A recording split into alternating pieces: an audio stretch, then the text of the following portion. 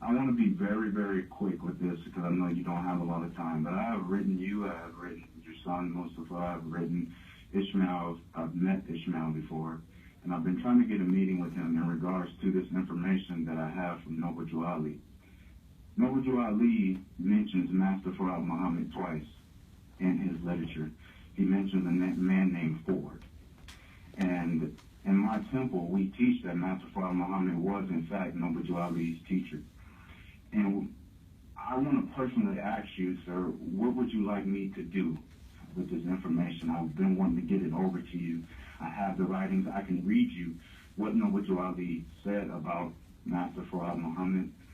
And I just want the world to know this information. I believe in my heart that it would end so much confusion, so much hidden lies that have been going on since 1929 when the messenger was rolled up in 1931.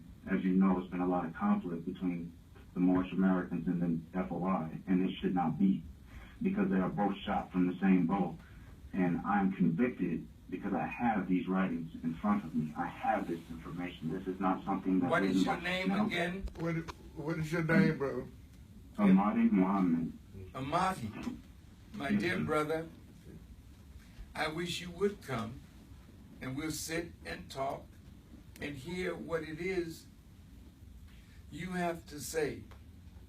I will say this to you, sir, that the first time that Elijah Muhammad came to New York after I had accepted Islam, Brother Malcolm was alive at that time and his New York minister. The first, it was October 1956. I'm sorry, 55. Elijah Muhammad spoke on two men who were the forerunners to him. Noble Drew Ali was number one, and Marcus Garvey was number two. He said to us, that was the first big speech outside of a temple that I heard Elijah Muhammad speak. And on that day, he lifted Noble Drew Ali, that we should honor him, respect him, and study what he did as a forerunner. We had many who were followers of Noble Drew Ali under the name Bey and Krim and other Islamic names that came to the Honorable Elijah Muhammad. And we never clashed. We never clashed with our brothers from the Moorish Science Temple. Number two, whatever you know that we can prove the truth of that would benefit both of us coming together as Muslims to augment the teachings. When I say augment, raise the teaching to a level that we are not now in 1929 or 39 or 49. We're in 2016, soon to be 2017. And I know that as Noble Drew Ali taught things that was ahead of the development of the people spiritually, Master Farad Muhammad did the same. Remember, we were in total darkness. So you don't come and shine a bright light when people have been walking in darkness for 400 years. You put their eyes out completely with bright light. Light comes mixed with darkness as the dawn breaks. So it is when a great teacher comes to a people that have walked in darkness all their lives. He doesn't come with the full light of truth, just as the sun, when it appears at dawn, is light mixed with darkness to allow you to open your eyes gradually.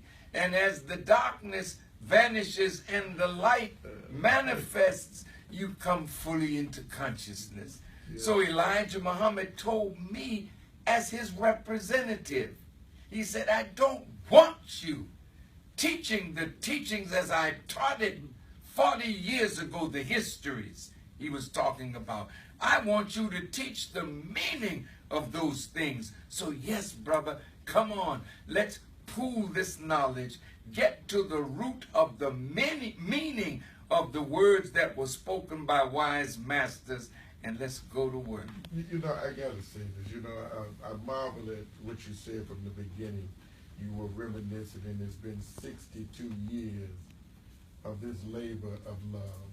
Interruption, an hour or two here and there. But it's so wonderful if we can only recognize that when we come into a little knowledge, some of us think that you weren't continuing on. You know what I mean? You got 62 years of this. And I just think about the care you used when I brought up Rutgers University and having Abdul Malik there and being conscious of that, because you have the ability to be patient and tear a question open right away. It's almost like you can see through these kind of things. And some of us just answer right off the cuff and get ourselves in trouble, because if we think about it a little, you know, we can sit back and see the wisdom in it, and that's where doubt becomes the mother of hypocrisy. Sometimes, Brother Munir, if we don't have confidence in the teachings that we've received, that we can defend it, then we're not upset when people come with a different point of view. I have an album, God willing, coming out. I don't know when. I hope it'll be soon. But there's a reggae in the album with myself and Damian Marley. And it's an old song that I wrote, maybe 50, 60 years ago. It's called Let Us Unite. And the old song says that Muslims, Christians, and Jews, we are all of the family of Abraham. So, but we're all scattered now. So the new version of it, Damian Marley does a beautiful, beautiful job. And the minister starts it with words like, God, let me see if I can remember. One of the verses is about Abraham and what happened to break us apart. I said Satan was at the root. And then I said,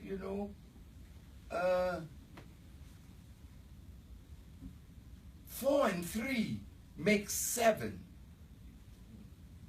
Also 5 and 2. There's one great universal truth, but many different points of view. So it's these different points of view that got us all divided. 5 and 2 is 7. 4 and 3 is 7. 6 and 1 is 7. 7 and 0 is 7. But when you don't have the root of mathematics, you think your mother taught you wrong. When she told you, 4 and 3 is 7. And you meet your brother down the street, he said, no, man, my father taught me 4 and 3 is 7. Then you go meet your grandmother and she said, wait a minute, 6 and 1 is 7. And you get confused because you don't know the root. The root of the division is the lack of understanding of the mathematical root to all revelation. So then we go one more verse. Abraham is turning in his grave, seeing how the children behave, fighting and killing each other, denying their connection as brother. All of them waiting for the Messiah to pull the family together. But what will he require to pull them out of the judgment fire? Let's unite. So wait for that hot one. It's coming out.